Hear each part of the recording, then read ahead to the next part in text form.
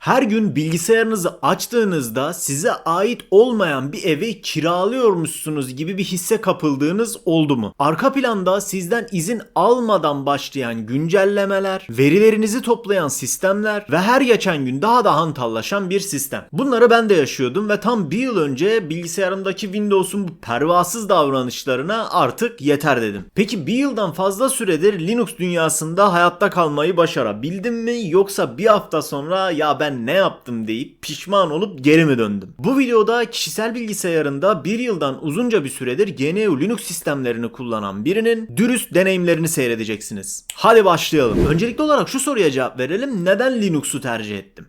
Aslında bu sorunun cevabı oldukça basit. Sadece işimi yapmak istiyordum, keyifli bir şekilde bilgisayarımı kullanmak istiyordum. Ancak her seferinde Windows'un engelleriyle karşılaşıyordum denilebilir. Windows ya önemli bir anda bir güncellemeye zorluyordu beni, ya da burası çok daha kritik bence, boşta duran bilgisayarım bile sistem kaynaklarını deli gibi sömürüyordu. Bilgisayarın fanları arka planda verilerimi nereye gönderdiklerini bilmediğim servisler yüzünden, güvenliğinden bile emin olmadığım servisler yüzünden bilgisayarın fanları deli gibi dönüyordu. Elimdeki bilgisayarın donanımsal özellikleri aslında çok daha güçlüydü. Ancak bu saçma sapan servisler ve sistemler yüzünden ben bilgisayarımı tam anlamıyla kullanamıyordum. Bir gün kendime şu soruyu sordum: bu bilgisayar gerçekten benim mi? Yoksa ben bu bilgisayarı ve donanımsal özelliklerini Microsoft'un izin verdiği kadarıyla kullanan bir kiracı mıyım? Gizlilik konusundaki rahatsız edici olaylar, sistemin giderek ağırlaşması, hantallaşması, tam anlamıyla benim olmayan, ihtiyaçlarıma tam olarak yanıt vermeyen kapalı bir kutu hissiyatı. Ben de bir yıl önce, hatta bir yıldan biraz daha uzun sürdü sanırım,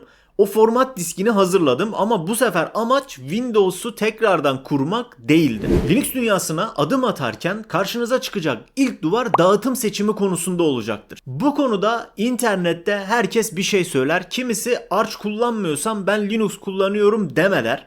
Kimisi Ubuntu haricinde diğer dağıtımların hepsi boş der. Bu dağıtım tercihi duvarını aşarken bunun net olarak bir doğru cevabı olmadığını bilmeniz lazım. Linux dünyası farklı alanlara yönelmiş olan, farklı amaçları içerisinde barındıran birçok farklı dağıtımlardan oluşur. Ve aslında bu durum Linux'un süper güçlerinden birisidir. Bununla ilgili daha önceden bir video hazırlamıştım. Kart olarak ekliyorum. Dilerseniz seyredebilirsiniz. Ben dağıtım tercihi yaparken kriterlerim aslında çok net ve basitti. Bilgisayarımı açtığımda çalışmalı ve sorunsuz bir kullanım yapabilmeliydim. Sistem kaynak tüketimlerim Windows'a göre çok daha az, hafif bir sistem olmalıydı. Linux'a bir merak sarmıştım ve bu merakımı giderebilmek adına yeniliklere daha çabuk ulaşabileceğim bir dağıtım olmalıydı. Dağıtımlar konusunda uzunca bir araştırma yaptım. Hepsinin hangi alanlarda başarılı olduklarını, ne tarz özellikleri barındırdıklarını güzelce bir araştırdım ve sonunda Fedora'nın benim için en iyi dağıtım olduğuna karar vermiştim. Fedora kurulumu çok uzun sürmemişti. Hatta kart olarak ekliyorum o videoyu. Windows kurulumundan bile kolay ve basitti aslında. Ancak asıl macera Fedora'yı kurduktan sonra başlamıştı. Öncelikle belirtmeliyim, Linux'u masaüstü ortamlarında yanılmıyorsam bundan 10 yıl önce falan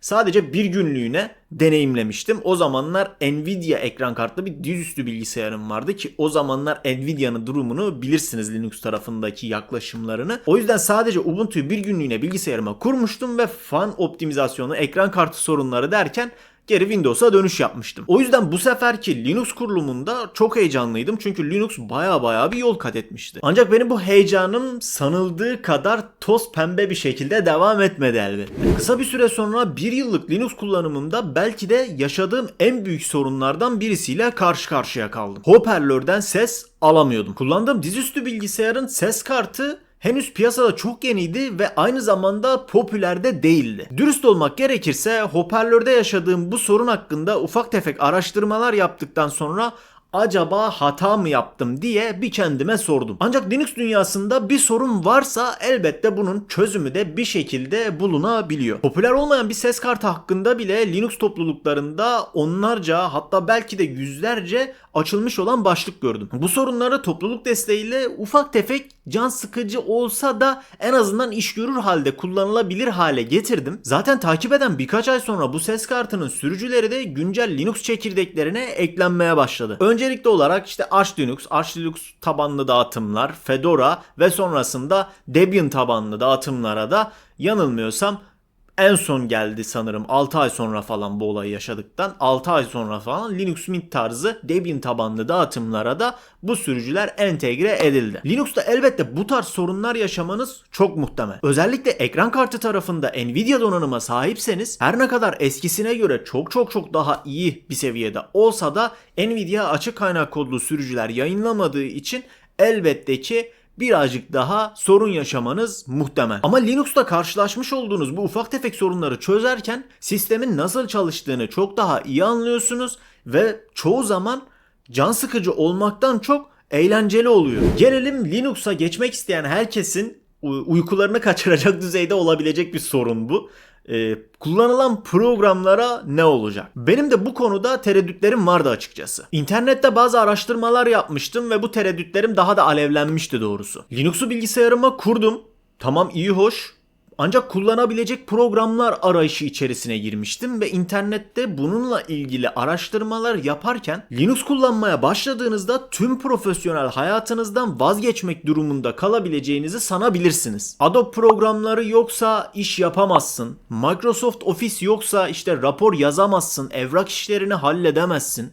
Linux'ta oyun oynayamazsın. Bunların hepsi tamamen yanlış. Bir yıllık Linux kullanımım sonucunda sizlere şunu söyleyebilirim. Bunların %90'ından fazlası eski bilgilere dayanan ön yargılardan oluşuyor veya sadece bazı alışkanlık sorunlarını içeriyor. Evet, bu konuda her şey aynı değil. Windows'taki her şeyi, tüm programları olduğu gibi aynı şekilde Linux ortamında kullanamayabilirsiniz. Ancak bazen farklı olan daha iyi olandır. Bunu da unutmayın. Video kurgu mu yapmak istiyorsunuz? Ben bu videomu Linux üzerinden KDN Live programını kullanarak yapıyorum. Ve aynı programı aynı cihazda Windows 11'de kullanamıyordum. Bunun sebebi Windows 11'in zaten çok da iyi olmayan, kısıtlı olan sistem kaynaklarımı tamamıyla sömürmesiydi. Ancak Windows 11'de doğru düzgün kullanamadığım bir video kurgu programını Linux'ta oldukça iyi bir şekilde 1080 piksel 60 FPS'e varabilecek kalitede videolar kurgulayarak kullanabiliyorum. Ofis işlerime bugüne kadar LibreOffice'te yapmak isteyip de yapamadığım hiçbir şey olmadı açıkçası. Profesyonel fotoğraf düzenleme veya grafik işlerimi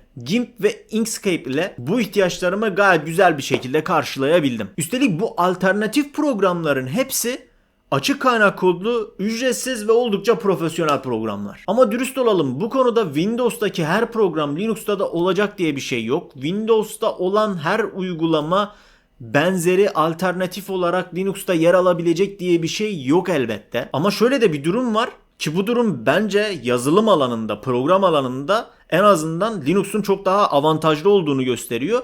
Linux'ta kullanacağınız bazı yazılımları, bazı işlevsel özellikleri Windows ortamında kullanamıyorsunuz. Yine dürüst olalım, hayatınız %100 Adobe programları üzerine ise veya spesifik bazı CAD programları kullanıyorsanız Linux sizin için bir engel teşkil ediyor diyebiliriz. Ama geri kalanlarımız için gerçekten de Linux kullanımı sadece basit alışkanlık değişiklikleri ve bir öğrenme eğrisinden ibaret diyebiliriz. Ve gelelim en büyük ön yargılardan birisine ve büyük sürprize. Linux'ta oyun oynanmaz diyen birini görürseniz sadece Steam Deck deyin ve susun. Bu Valve tarafından geliştirilen bir el konsolu. Amacı tıpkı Nintendo Switch gibi kolay taşınabilir, yüksek kalitede oyunlar oynatmak. Bu oyun konsolu işletim sistemi olarak Arch tabanlı SteamOS'u kullanıyor. Evet, yanlış duymadınız. Asıl amacı oyun olan bir el konsolu ve Linux kullanıyor. Öyle basit, deneysel bir proje falan da değil bu. Her ne kadar Valve resmi satış rakamlarını paylaşmasa da piyasaya çıktığı 2022 yılından itibaren ortalama 4 milyonun üzerinde satan bir el konsolundan bahsediyoruz. Yani sözün özü, Valve'in geliştirmiş olduğu ve son sürat geliştirmeye devam etmiş olduğu Proton uyumluluk katmanı sayesinde Steam kütüphanenizde bulunan neredeyse her oyunu Linux tarafında oynamanız mümkün. Sadece anti-cheat kullanan bazı spesifik oyunları oynamakta sorunlar yaşayabilirsiniz. Yine dürüst olmak gerekirse bazı oyunlarda ufak tefek optimizasyon sorunları yaşamanız mümkün. Bazı oyunları tek tıkla açamayabiliyorsunuz. Ufak tefek kod ayarları falan yapabiliyorsunuz. Yani özellikle bazı oyunlarda ufak tefek araştırmalarla daha optimize, daha güzel bir oyun oynayışına sahip olabiliyorsunuz. Burada tamamen dürüst davranıyorum ben size. Tamamen sorunsuz bir şekilde oyun deneyimi yaşamanız çok da mümkün değil. Her oyunu oynamanız çok da mümkün olmuyor. Ama internetteki yorumlara baktığınızda Linux'ta hiçbir şekilde oyun oynanamaz diye bir ön yargı olduğunu görebiliyorsunuz. Bu da tamamen yanlış, eski bilgilere dayanan, eski ön yargılara dayanan kişiler tarafından uydurulmuş yorumlar. Ancak ben tüm bu yazılımlardan, oyunlardan farklı bambaşka bir şey keşfettim Linux'ta. Öyle bir şey ki bunu bir kez kullanmaya başlayınca bir daha Windows'un yüzüne bile bakmıyorsunuz. Windows size böyle hapishane gibi bir ortam gibi gelmeye başlıyor. Ne olduğunu tahmin edebiliyor musunuz? Özgürlük hissi falan mı? Yok, çok daha somut bir şeyden bahsediyorum. Terminalden bahsediyorum arkadaşlar. İşlerinizi saniyeler içerisinde halletmenizi sağlayan o sihirli siyah kutudan bahsediyorum. Eminim Linux'a aşina olmayan birçok kişi şu anda şunu düşünüyordur. İşte o terminal mi? Hani bu dizilerdeki, filmlerdeki hackerların böyle akan komutların yer aldığı ekran mı? Ya bu sadece hackerların falan kullandığı bir şey değil mi diye aklınızdan geçiriyorsunuzdur muhtemelen. Evet, Linux'u kullanmaya ilk başladığımda ben de tam olarak böyle olmasa da benzeri düşüncelere sahiptim. O siyah kutu, beyaz yazılar, hani böyle bana karışma, dokunma, ben sistemi bozarım, alt üst ederim diye bağırıyordu. İnsan böyle bir korkuyordu o ekrandan. Ama işler hiç de öyle değil aslında. Bir yazılım mı kuracaksın? Tek bir komutla işi şipşak halledebiliyorsun. Bilgisayarında, sistemde bir sorunla mı karşılaştın? Birkaç komutla bu sorunu teşhis edip yine birkaç komutla bu sorunları gayet rahat bir şekilde çözümleyebiliyorsun. Öyle Windows'taki gibi dosyalar arasında, menüler arasında gezinmek, fareyle yüzlerce tıklamalar yapmak gibi ihtiyaçların yok açıkçası. Terminal sana ihtiyacın olabilecek her şeyi sunuyor. Peki terminali kullanmayı öğrenmesi zor mu? Bu komutlara öğrenmek, alışmak zor mu? Evet, dürüst olalım. Hiç terminalle işi olmayan biri için buna alışmak biraz zor. Ben de zaten çok iyi değilim bu konuda. Ama bunu bisiklete binmek gibi düşünebilirsiniz. Gerçekten bir süre sonra insan alışıyor ve bu birazcık el alışkanlığı haline geliyor. Hani bir şey yapacaksan çat diye hemen kısa yolla terminali açıyorsun. Bildiğin bir şeyse çıt çıt hemen yapıyorsun. İşlerini o kadar hızlandırıyor ki gerçekten şaşırırsın. Peki terminal kullanımı Linux ortamında gerçekten şart mı? Kesinlikle hayır arkadaşlar. Hani bunu söyleyenlere de kesinlikle inanmamanızı tavsiye ederim. Şu anda popüler olan birçok Linux dağıtımında hiç terminali bir kere bile açmadan sisteminizi kullanmanız mümkün. Nereden mi biliyorum? Kendim deneyimledim çünkü. Bundan yaklaşık olarak bir ay önce toplamda bir 3-4 aylık uzunca bir süre Linux Mint Cinnamon Edition kullanıyordum. Ve bu kullanımımın yarısından fazlasını hiç terminali bile açmadan gayet rahat bir şekilde kullanarak geçirdim. Ama terminal kullanımının verdiği his muazzam.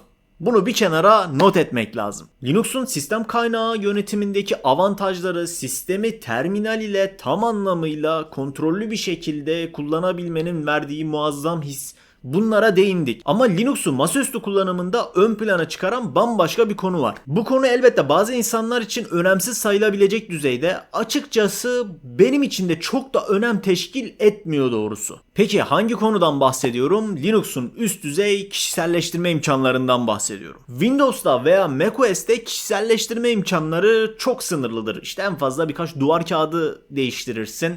Ne bileyim, birkaç ikon paketi değiştirirsin.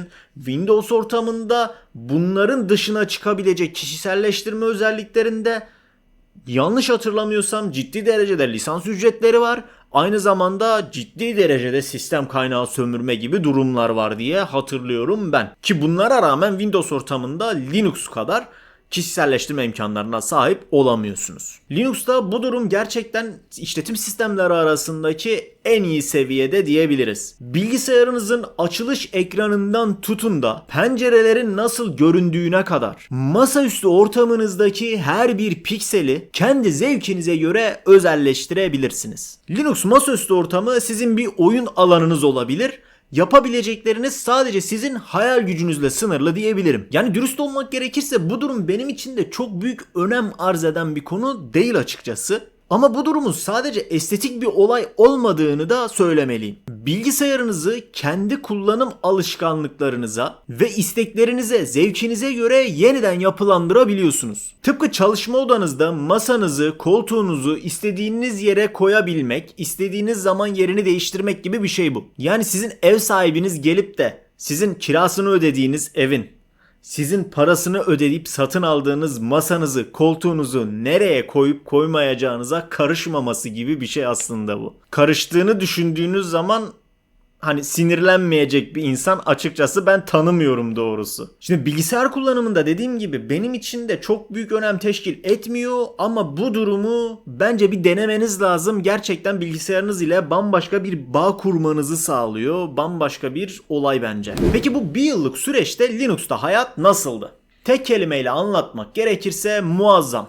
Harika. Artık bilgisayarım tamamen benim yönetimimde. Başkalarının sınırlandırmalarıyla çok da ilgilenmiyorum açıkçası. Hızlı, stabil ve güvenli bir sistemde işlerimi halletmeyi, bilgisayarımı kullanmanın huzurunu yaşıyorum doğrusu. Sadece 8 GB 2000 küsür MHz DDR4 RAM'e sahip olan bilgisayarımla neler yaptığımı görseniz şaşırırsınız. Elbette Linux ortamında her şey mükemmel diyemem benim için. Bazen bazı yazılımlara erişememek can sıkabiliyor. Mesela şu önümde duran mikrofonun RGB ışıklarını değiştirebilmek için Windows ortamında çalışan, sadece Windows ortamında çalışan bir yazılıma ihtiyacım var. Ama değiştirmem şart değil. Kırmızı da gayet güzel bir renk bence. Onun haricinde mesela bu mikrofonun donanım uyumluluğu sorunu var mı? Hayır. Tak çalıştır bir şekilde Linux ortamında çalışıyor. Modlarını değiştirebiliyorum. Ses seviyesini falan dilediğim gibi ayarlayabiliyorum. Linux her geçen gün gelişiyor ve bu tarz sorunlar da her geçen gün çözüme kavuşuyor diyebilirim. İnanın bu benim kendi fikrim. Elde ettiğim avantajlar dezavantajlardan çok daha fazla. Peki senin için Linux doğru seçim olabilir mi? Bilgisayarında gerçek gücü hissetmek istiyorsan, özgürlüğün verdiği muazzam hissi yaşamak istiyorsan ve öğrenmeye, kendini geliştirmeye de birazcık yatkınsan neden olmasın? Belki de bu videoyu seyretmen senin de artık bir Linux kurulum diski hazırlamana işarettir diyelim. Hatta senin için Vento ile aşırı işlevsel bootable disk, yani bir işletim sistemi kurulum diski nasıl hazırlanır? Onunla ilgili bir video hazırlamıştım. Kart olarak ekliyorum. Dilersen seyredebilirsin. Umarım bu bir yıllık Linux deneyimlerim sizin için ilham verici ve aydınlatıcı olmuştur. Bir sonraki videomuzda görüşmek üzere. Kendinize iyi bakın dostlarım.